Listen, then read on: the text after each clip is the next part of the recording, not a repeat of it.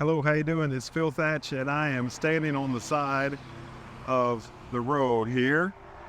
And behind me, or over in this direction, is the Waffle House. This is I-75 exit 11 in Ooltewah, Tennessee. This is the exit that Heather and I get off to go home from wherever it is we go. And today I'm out here with the Sony a6700, and I have the Sigma 18-50 lens on there.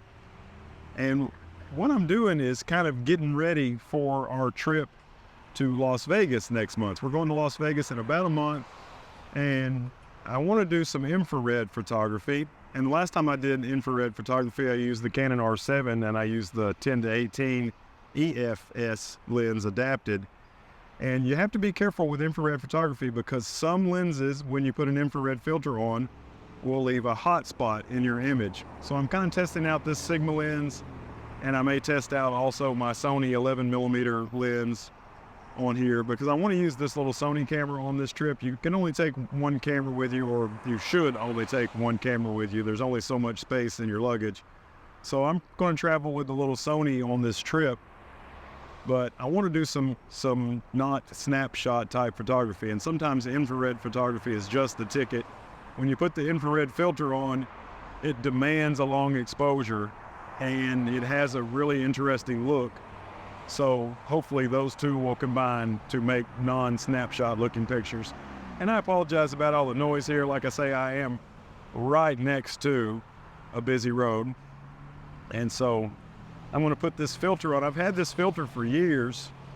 It's an Optica 67mm infrared filter that I'll be using, and I bet I've had this thing a decade, but have only used it a few times. But I'm going to put it on and see if I can get a composition dialed up of the Waffle House. I worked on that shot for quite a while, and it takes a while as you do trial exposures to kind of see how things come out, because each shot is anywhere from 15 to 30 seconds with this filter. If you have your camera converted to infrared, then it can only shoot infrared, but you can have normal shutter speeds. But I kind of like the long exposure look of doing it with a filter. Plus, I can still use this a6700 for other things besides infrared photography. But I think my final settings ended up being 20 seconds f9, ISO 160, and let's take a look and see how it came out. When you first import your pictures, they look like this. Of course, I cropped this one to 16:7, but otherwise this is what it looks like straight out of camera. But you convert it to black and white and edit it to taste, and when you get done, it looks more like this. And this is kind of the infrared look that I was hoping for, and I'm pretty happy with the way this photo turned out.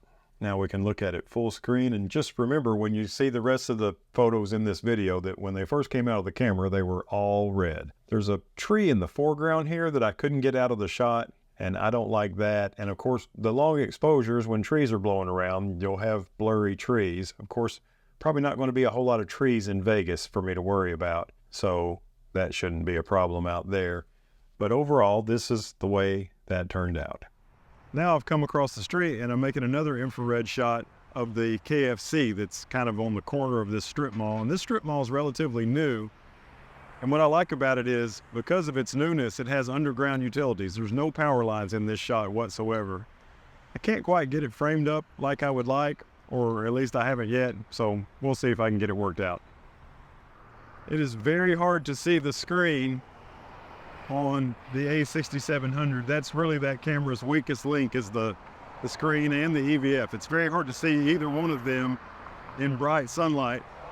So that makes it really hard to get your settings right, to even to look at the level and see if it's on point. But I think I finally got a shot of the KFC.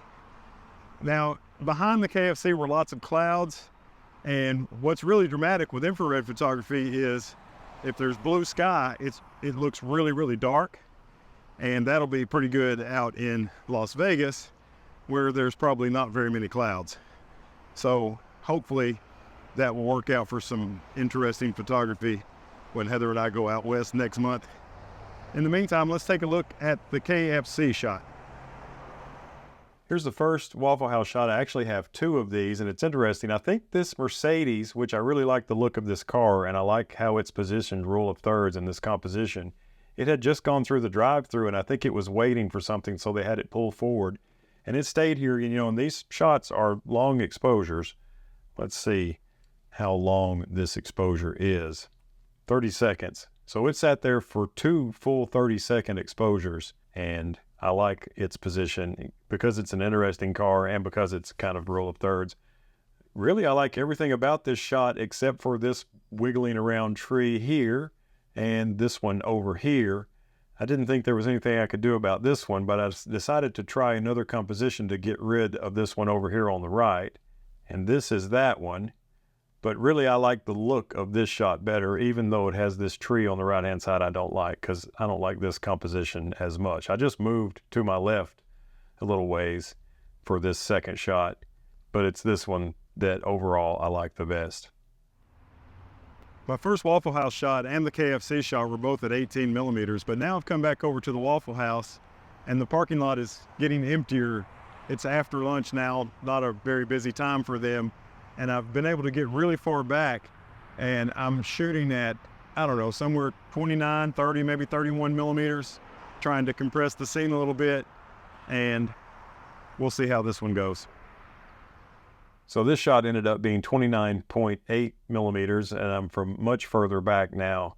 30 seconds, f9, ISO 100.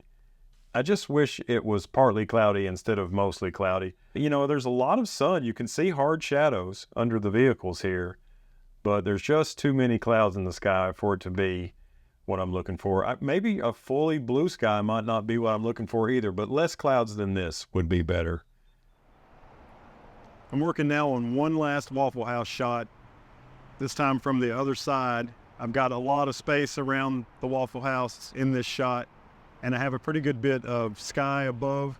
There's trees right behind the Waffle House and more trees in the distance across the street, and then clouds above it. Unfortunately, there's no blue sky in it, so that's going to be kind of a fail. But anyway, we're just kind of getting the feel for this before the Vegas trip.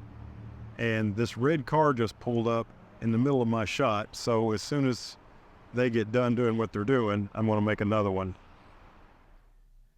And here's the final shot, 29.3 millimeters on this one as well, 30 seconds, f9, ISO 100. And this is the red car, which you can see what color red ends up being in these infrared shots. And it pulled up, and it was getting, I think they were picking up an employee, and it took them forever to get going.